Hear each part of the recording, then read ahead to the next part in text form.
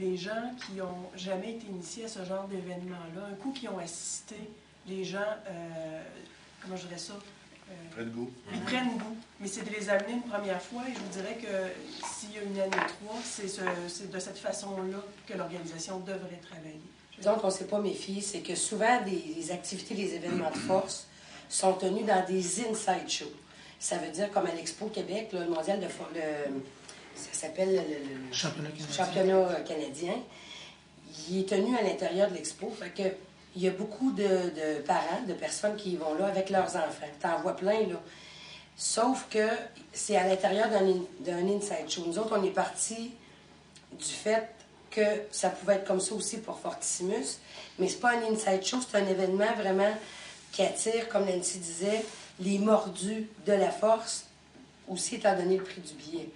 Et le prix du billet, on s'était fait dire aussi que toutes les grosses compétitions dans le domaine de la force, c'était pas cher pour avoir les 14 hommes les plus forts au monde à cet événement-là. Et les gens nous avaient dit, ça ne peut pas se faire la première année. Puis moi, je prenais toujours l'exemple, moi, je suis un peu plus vieux que vous autres, le festival western de Saint-Tite, la première année, il y avait 3-4 cowboys avec des chevaux.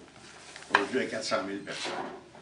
Alors moi, je pense que c'est important de commencer. C'est un créneau qu'on voulait développer.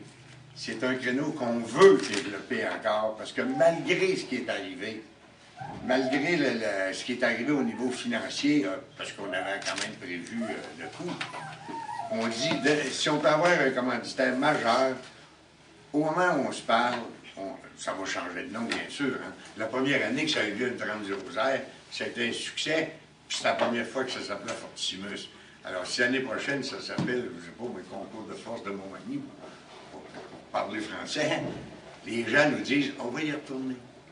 Et ça, là, c'est assuré, puis ils vont nous aider. On a l'expertise, on a les conseils professionnels de gens au niveau international qui nous disent, mettez ça en marche, qu'on va y aller aussi.